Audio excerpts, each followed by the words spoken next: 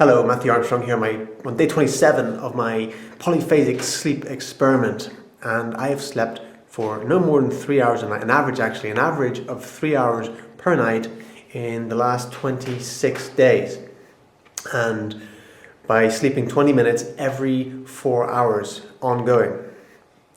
And because it's the Uberman cycle, I'm supposed to sleep 20 minutes every 4 hours, which means 2 hours complete in any 24-hour period. But for some reason, 3 hours has been my limitation. I haven't been so far. I haven't been able to get past 3 hours averaging. And some nights I will sleep for. I'll be very strict on it, and I'll get my 20 minutes every 4 hours for maybe 2 or 3 periods of 24 hours.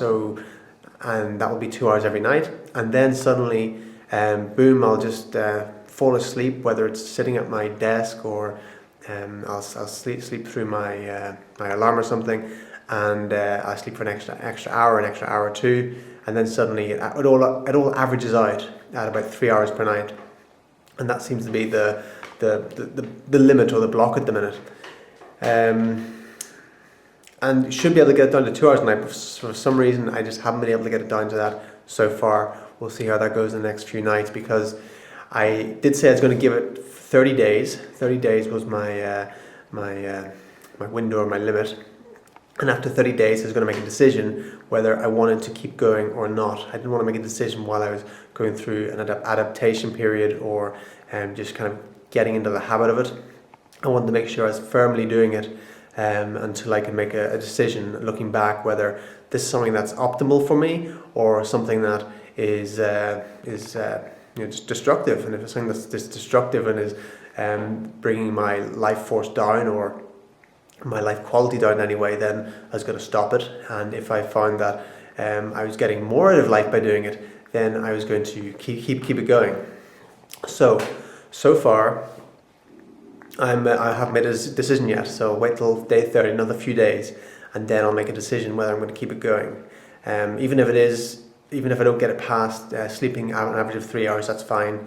But if I can get it down to 2 hours per night and be comfortable with that and be fully rested with that, then that's great too. I'd like to get it down to that. So that's what I'm going to attempt to do in these next few nights, is be very strict on the 2 nights, on the 2 hours in any 24-hour period, and see how that goes. So one thing that's been pretty amazing about it has been the lucid dreaming, and having different sorts of visions and almost like out-of-body experiences while going to sleep. That's been pretty amazing, and that's really happened in the last week, and more so than any time where I'm having these sort of experiences. One of the experiences which is amazing is observing myself falling asleep. So we kind of wonder sometimes of what actually happens when we go to sleep, when we lose consciousness. It's actually quite a curious thing, because we lose consciousness, we don't really know what happens. But what I've been able to do is actually observe myself falling asleep, observe my conscious mind falling to sleep, and that has been, like I say, a very curious thing, where it's really like our fabric of reality gets moved. Everything that we have on all our senses, what we perceive as being real, our senses on this reality, it seems like it's like lifts up and moves away. It's very difficult to explain this actually. It's like everything we perceive as real through our senses is like superimposed on this reality. And then when we fall asleep, it's like within our thoughts. Our thoughts suddenly move off all these senses, and it just kind of drifts off. And then when we wake up again, it kind of comes back on. It's like a grid or something, a grid lifting off and then coming back on and sitting on the grid. Kind of like that, if that makes any sense. That's been very, very interesting to observe that, and to observe being able to go from there and go straight into a dream state, observing myself falling asleep, and then observing myself going into this alternate reality, which is this dream state where I'm able to manifest things at will, and be able to bend the dream and mold the dream as I wish.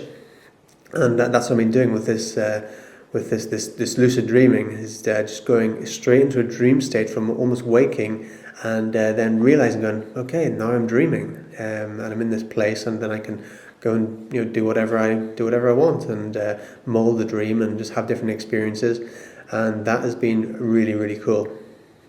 And also watching the body, observing the body, and experiencing the body falling asleep, because something happens with the body as well when we fall asleep. It's not just with our mind switching off. The body goes into these deeper states of relaxation. And what I've observed when we do that is there's this like trembling effect, where this wave of trembling goes through the body like a wave of vibration, where we change our vibration. But it's been like this trembling, and then suddenly, boom, we're in this deeper state of relaxation. And then when we go to deeper states, it's like this trembling goes through again, then it's like boom, into a deeper state of relaxation. So that's been an interesting sensation as well. So these are all really interesting things, and really cool things. It's just exploring, the deeper mind, and this is a way to do that for sure.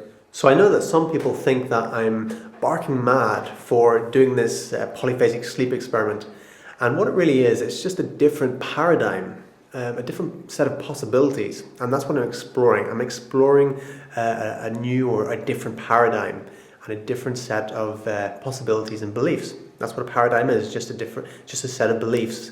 And we change our paradigms throughout our lives, and throughout history, paradigms have shifted, have changed. And quite often when we see a different paradigm, someone living in a different paradigm or a different society or culture, quite often at first we think, that's crazy, that's not right, because we have our own set of beliefs around what is right, what is correct. And to change those beliefs, it's quite often a fearful thing.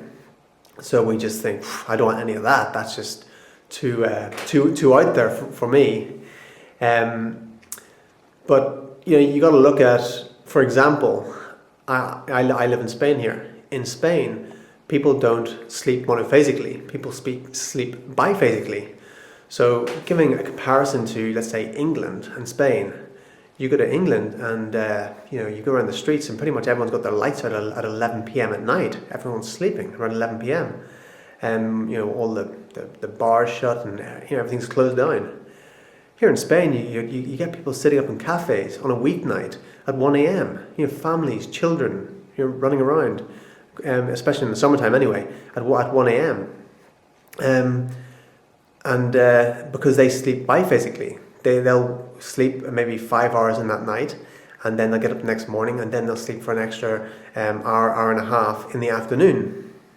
And that's just how they live, and that's what works for them. So I like to live in the realm of possibility. And if you can imagine let's go a bit out there now. If you can imagine a humanoid race from Andromeda, from the galaxy Andromeda, coming to Earth and going, wow, all you guys still sleep monophasically or biphasically. We gave up that 1,000 years ago. 1,000 years ago, our whole planet converted to polyphasic sleeping, and we only sleep 2 hours a night. And we've got everything is open 24 hours because everything's lit up, and we have everything open 24 hours, and that's what works best for us. We get more done, we get more produced in our lifetime, we make more progress, and we achieve more in our lifetime because of that. That's just that's a possibility, right? And it's a possibility that we could go there and we could do that. Some people, some people have commented to me and said, well, that's just crazy. Why would you want to do that? Why would you want to be up in the middle of the night when you could be sleeping and enjoying your sleep? And I enjoy my 20-minute sleep. It's amazing. Sometimes you get 20 minutes sleep and you feel like you've been sleeping for 6 hours. But I get that 6 times a day. So you can look at both sides of the coin like that. And then it's like, well, during the night time, that's when I can get more done. And especially if you have a project that you're doing, something that excites you, interests you, a hobby or something that you can do throughout the night, then it's great. If you enjoy writing, if you enjoy reading, if you enjoy researching, creating different things, then you can do that throughout the night. So like it's not for everyone. If you're someone who just wants to sleep your life away, then sure, go ahead. But I don't want to do that. And so for me, if I can live my life sleeping only 2 hours a night and be a more productive person, be a happier person, be more at peace with myself, then that's a great thing, I think. Rather than sleeping 8, 9, 10, 11, 12 hours a night, which a lot of people do. So going back to that possibility of the alien race coming down and going, God, you guys sleep for 8 hours a night? That's crazy, huh? Or imagine we went to another planet and people slept for 16 hours a night. We think, well, we only get 8 hours. So it's all kind of relative, and it's relative to what we see around us, what our belief systems are. But those can be shook up pretty quick with just a little change in perception, a little change in our thinking, and just doing what works and what gets us results and what brings us what we want in our life. So whether I will carry this on indefinitely, we shall see. I'm making my decision on day 30, or after day 30, day 31, I'm making my decision whether I'm going to keep doing this. And at the minute, the only thing that would stop me from carrying on doing this right now is that we are in the middle of winter, and night times are cold here. And sometimes at night I just feel like I just do want to lie in bed and be nice and cozy. Like hibernation in the winter, quite often we feel like we want to hibernate. So if I did this in the summer, I think I'd be much more enjoying it much more. I'm enjoying it, it's just great, but I think if it was in the summer, I'd be enjoying it that bit much more, because it is a little bit of a hardship getting out of bed when it is cold. That's my only gripe, really. That's my only gripe, and I have to do that a few times a night. It's get out of bed when it's cold, rather than just once in 24 hours period. I have to do it a number of times. So that's my only gripe about it.